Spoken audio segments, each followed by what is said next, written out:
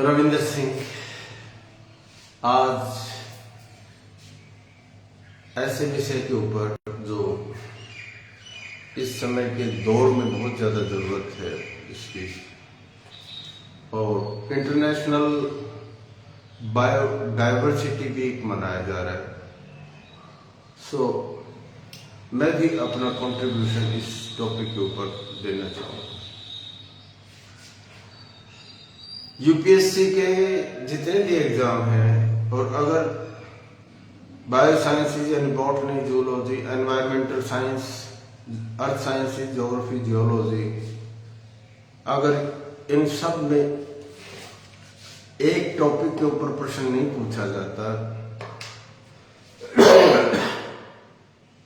तो पेपर अधूरा माना जाता है, और वो है ecosystem, ecology, biomass, biodiversity, like that.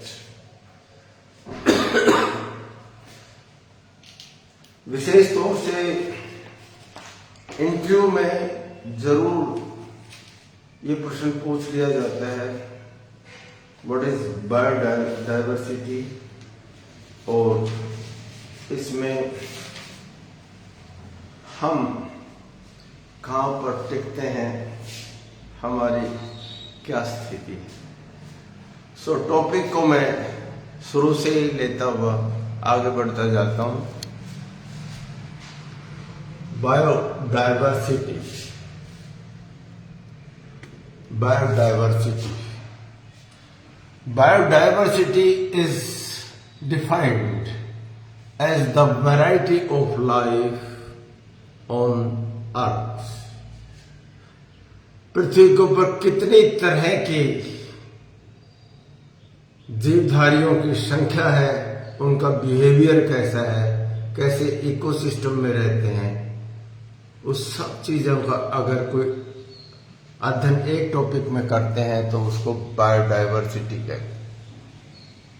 Variety of life on earth, that is man, animals, vegetation or bacteria, microorganisms, etc.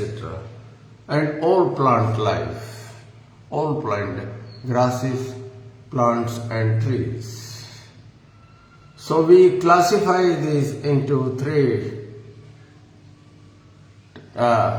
regions: genetic, species and ecosystem.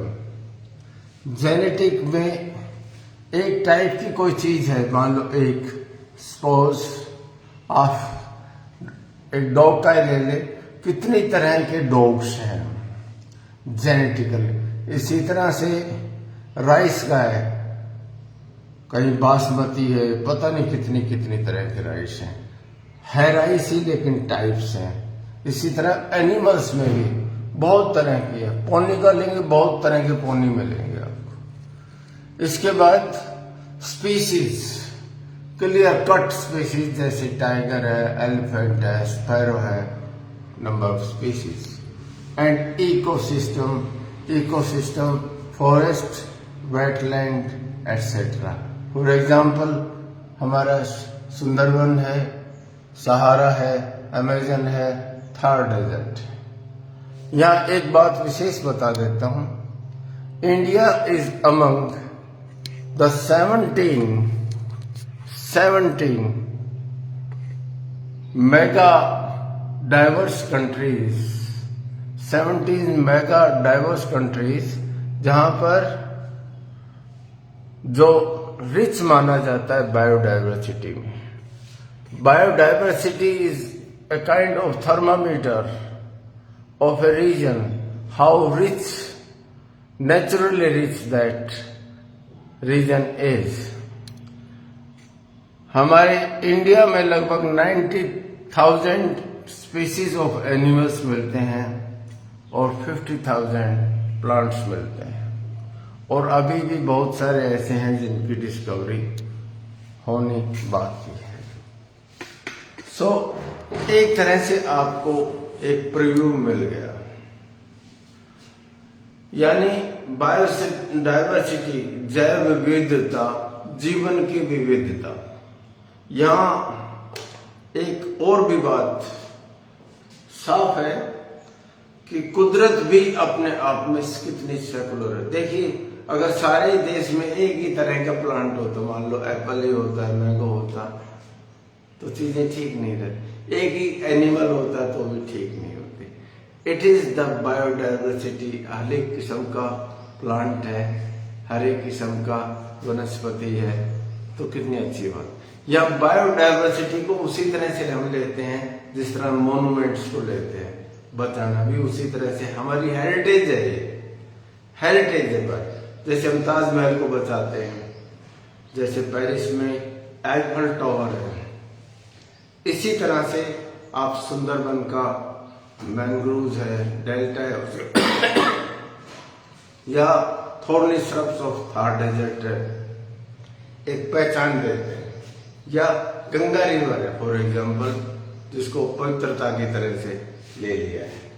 Now अब क्या है, क्या इम्पोर्टेंट है और क्या बात। Biodiversity is a national asset, national treasure. क्या क्यों है ये? इकोनॉमिक वैल्यूज है इसकी, जैसे क्रॉप्स की है, लाइफ स्टॉक्स की है, कितनी जरूरत है आप लोग देख लीजिए। आप पूरी की पूरी मिल्क इंडस्ट्री है, वो किसके ऊपर डिपेंड करती है? सिर्फ और सिर्फ एनिमल लाइफ के ऊपर। इसी तरह से फॉरेस्ट प्रोवाइड आपको टिम्बर करते हैं, मेडिसिन देते हैं, और सबसे बड़ी चीज ये है हमारा ऑक्सीजन का लेवल ठीक करने का, प्योरिफिकेशन ऑफ ऑक्सीजन। कितना बड़ा इंजन है जो प्योरिफिकेशन ऑफ एयर का काम करता है। इसी तरह से मैरीन लाइफ एंड फिशिंग, और यहाँ तक पूरी फिश इंडस्ट्री है, मैरीन लाइफ है, और बहुत कुछ खोजना भी बाकी है। यहाँ कोरल रीफ का नाम जरूर दे देंगे। एक बात है, पुराने जमाने में तो कोडी होती थी, वो मेजरमेंट ऑफ मॉनेटरी सिस्टम भी होती थी। एक कहावत होती थी, फुट्टी कोडी भी नहीं है, इसका मतलब फुट्टी कोडी की भी एक कीमत होती थी उस समय।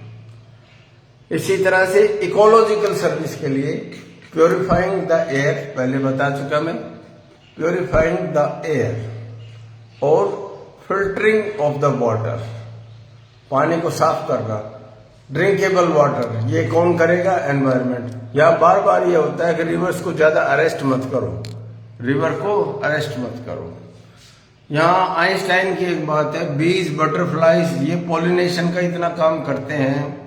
आइंस्टाइन ने ये बात कही थी, अगर मधुमक्खियां खत्म हो गई, मधुमक्खी, बीज, तो 5 साल में अर्थ के ऊपर से लाइफ हट जाएगा।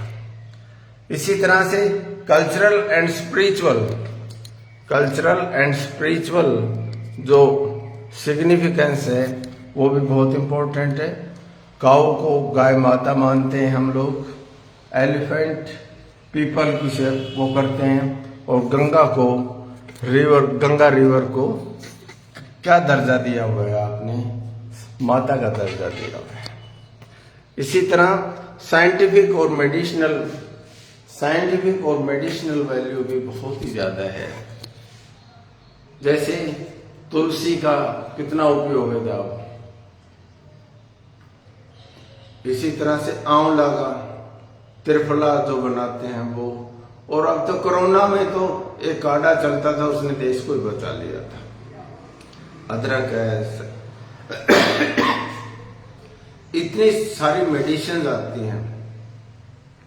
ये एक वीडियो मैंने पहले बनाया, उसको देख रहा हूँ, मेडिसिन, हर्बल मेडिसिन प्लांट्स के बारे में बनाया।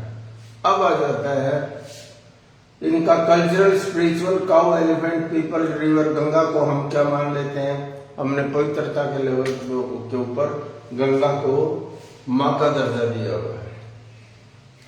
अब एक नेशनल आइडेंटिटी है, जैसे अमेजन रेन फॉरेस्ट है, जैसे सुंदरबन का डेल्टा है, जैसे वेस्टर्न घाट है, जैसे अफ्रीकन सहारा है, जैसे हिमालय है, ये पहचान देते हैं। एक विशेष क्षेत्र की पहचान, वहां पर किस तरह की क्लाइमेट है, उसी तरह से बिहेवियर हो जाता है।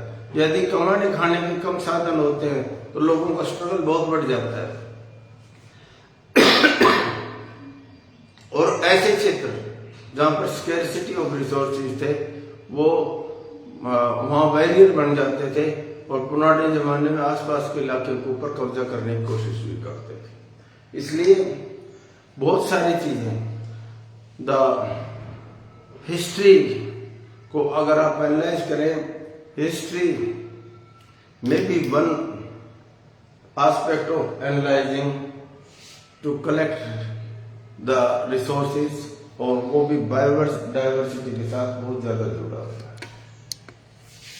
यहाँ बहुत ही जरूरी एक यहाँ बात लिखी हुई है, हमको अपने बायोडाइवर्सिटी में जैसे मॉन्यूमेंट्स की हिफाजत करते हैं, उसी तरह से हमको अपने बायोडाइवर्सिटी की हिफाजत करनी चाहिए। जैसे हम ताजमहल की हिफाजत करते हैं, लाल किले की करते हैं, हम जितने भी हमारे नेशनल मॉन्यूमेंट्स हैं उनको अगर आप देखें तो उनकी जिस तरह से हम रक्षा करते हैं, उसी तरह से हमको बायोडाइवर्सिटी में अपना काम